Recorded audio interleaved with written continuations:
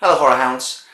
My regular viewers will know that I'm a great advocate for the home 3D experience. I prefer it to the cinema 3D experience. We have good 3D and we have bad 3D, and I acknowledge that. Not all 3D is great, but when it's great, there's nothing like it. And we've got a real doozy today.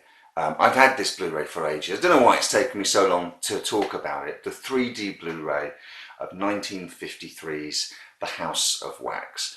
There's a little lenticular cover there for you, if that does anything for you. Many sources suggest that this is the movie that kicked Vincent Price's career into another gear, started to establish him as the icon of the horror genre, and certainly set him on the path to that. It's easy to see why his presence in this movie, as it always is, really, is what is it about Vincent Price? He's not scary. I guess to older generations when they were younger, his films were scary. He was maybe a scary presence. He's not. He's not. He can be menacing. He can be mysterious. But there's a weird sort of warmth to him. Am I crazy? Do you agree with me on this? Uh, he seems to welcome the audience. I think there's a theatricality, no doubt, to all of his performances, and sometimes it's a very broad theatricality, but I think it's always one that's sort of welcoming of the audience. I think he understands, long before many other people understood the intelligence of the horror movie going crowd. I think he was way ahead of that curve. He doesn't wink at the audience, but sometimes he has a wry way of seeming to say, "Do you know what? I'm with you. We're all having fun here. This is a fantastic carnival. This sandbox that we can play in. I'm having fun. I want you to have fun. Come on, let's all jolly along together." He's got a very particular style about him. It's very theatrical, and it's no less so. It's actually quite subdued here at the start when he's playing Professor Jared, um, the the maker of the waxwork exhibits for the House of Wax. He's probably at his gentlest and more relaxed than I've ever seen him on film.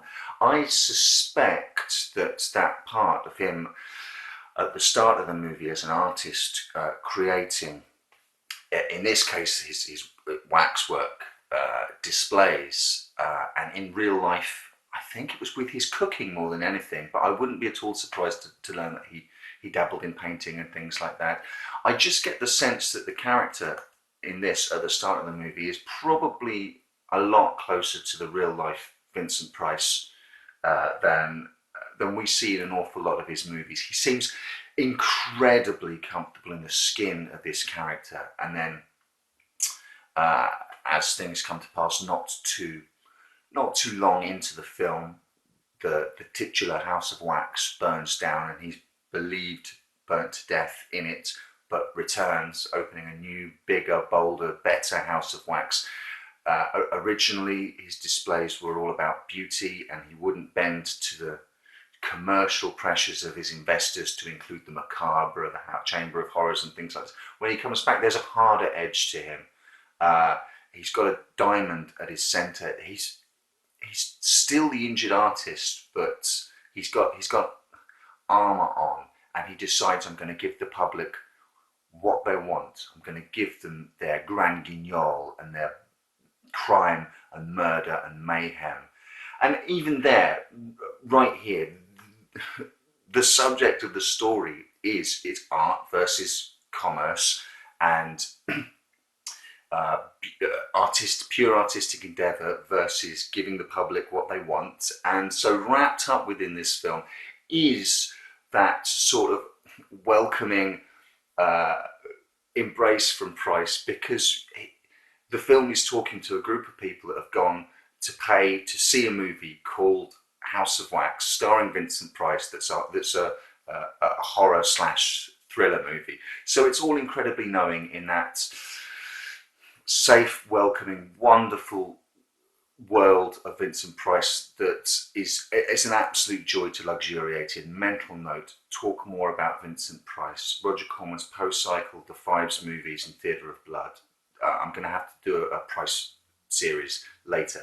But for now, so the first thing that jumped out at me is the picture size. I don't normally comment on stuff like this because I'm not technically minded, but it's very wee. I thought it was 4:3 TV size, but apparently it's Academy 1.33:1 ratio, so it looked like a box in the middle of your. If you're watching this, if you're going to watch this on 3D, I'm going to assume you've got a huge TV, so it's going to look small in the middle of it, but you'll get used to it. Don't worry about that.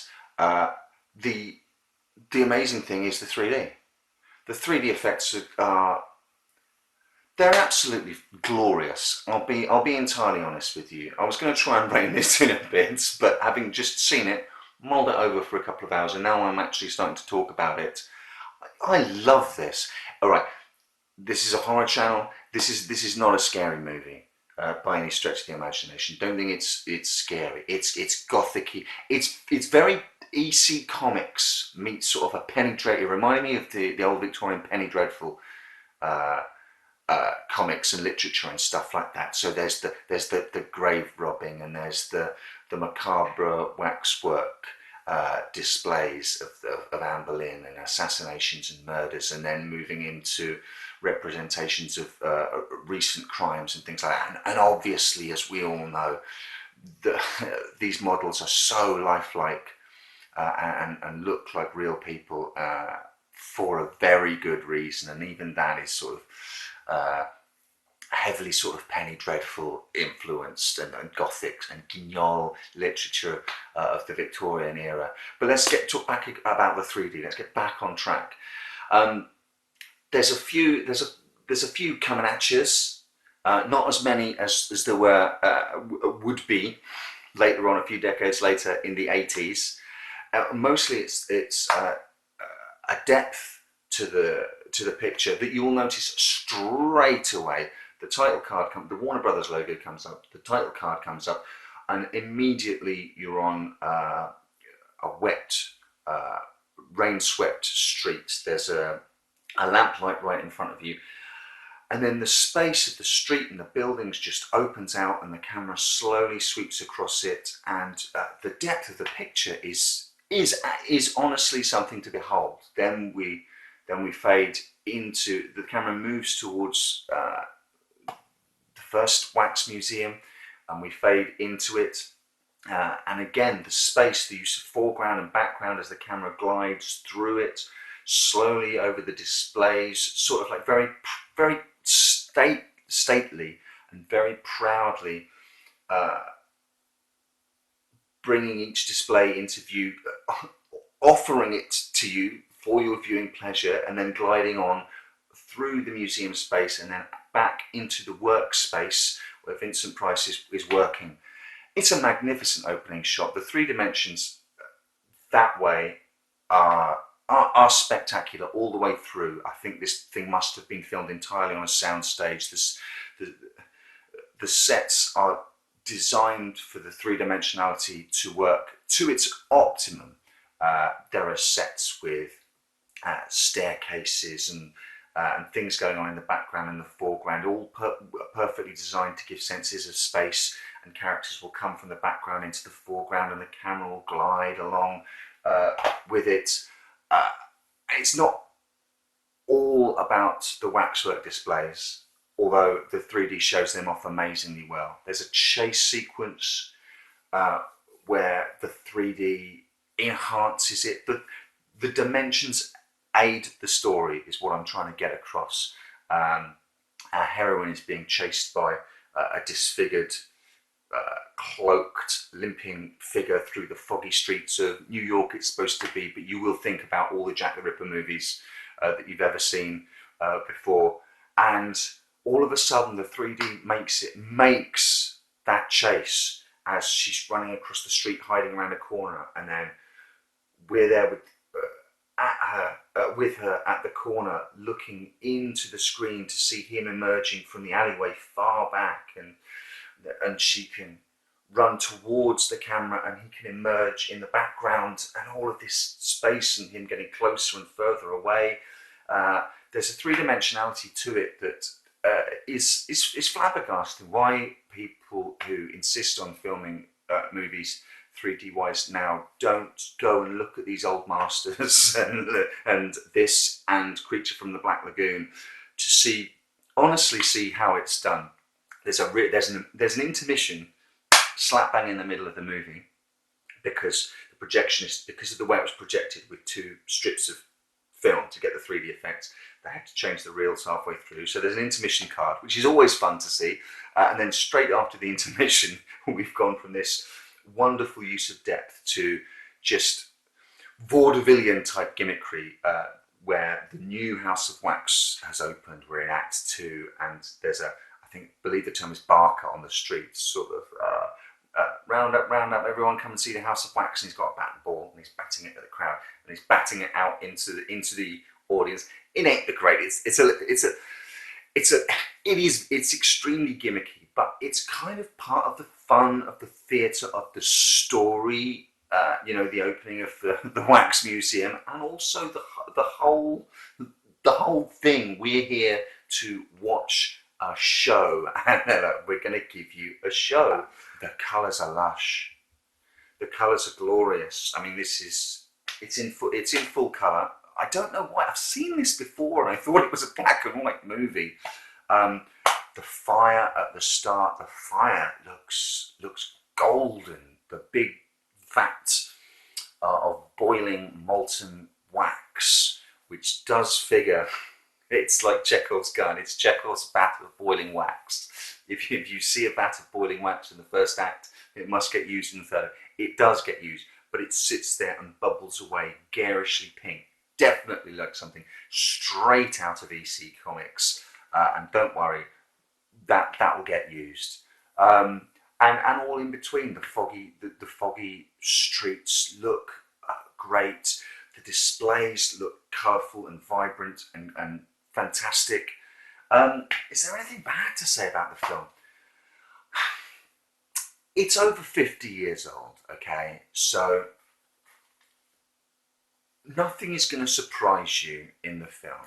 I'm not going to give away any spoilers, but when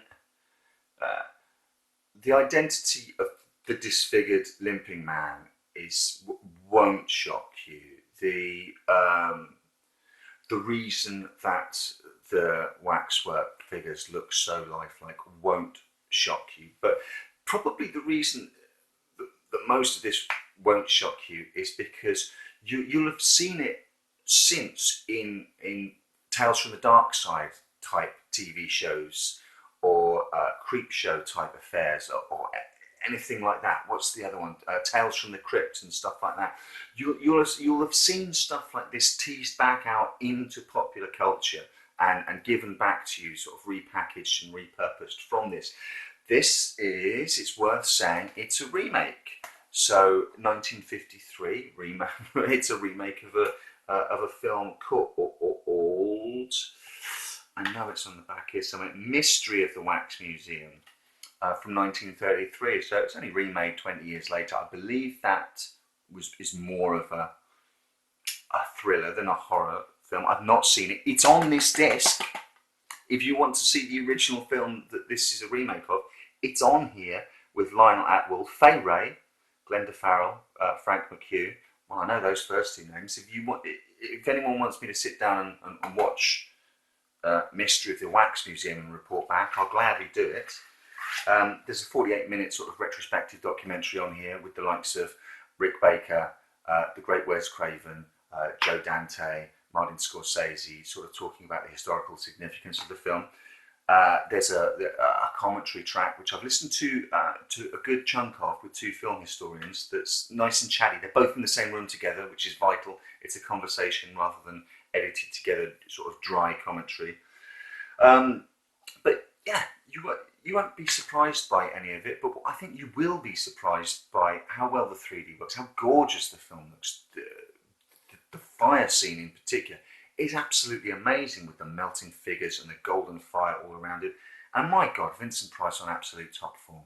and a chase scene slap bang in the middle that tells you that 3D is a tool that, when used well, is as good as any other tool in a filmmaker's toolbox. When used just for the sake of it, what's the point? But when used well,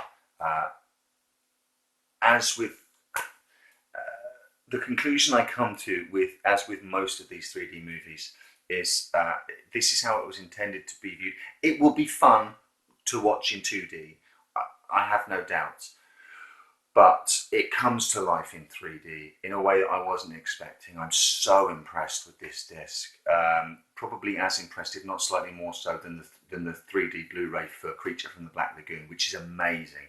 And one day I'll do it soon. I'll talk about the 3D Blu-ray for Creature from the Black Lagoon soon. But I think I might have a look at Mystery. What the fuck was it called again? Mystery of the Wax Museum. And for fun, for shits and giggles, we might have a look at well, it's not really a remake of this, The Other House of Wax, which has got nothing to do with this. We might do that for fun. And then if I go on a wax theme, we might have a look at Waxworks and Waxwork 2, Lost in Time, just for the sheer fun of it. Fuck it, yeah, let's do Waxwork.